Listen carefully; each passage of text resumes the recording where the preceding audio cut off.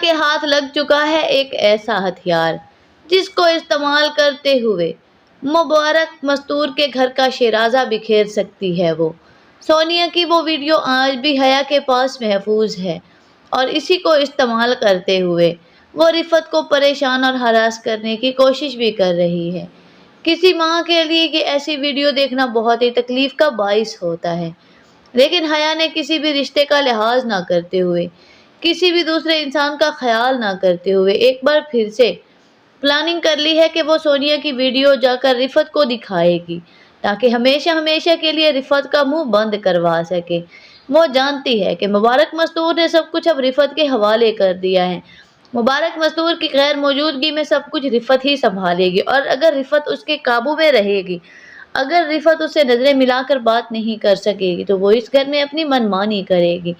جب اس بات کا پتہ چلتا ہے رفعت کو کہ اس دن سونیا کے ساتھ تھا وہ لڑکا نہ کہ ارم کے ساتھ، تو اسے بہت دکھ پہنچتا ہے اور وہ حیا سے کہتی ہے کہ تم نے یہ بھی نہ سوچا کہ سونیا بھی ہمارے گھر کی بچی ہے اور ارم بھی ہمارے گھر کی بچی۔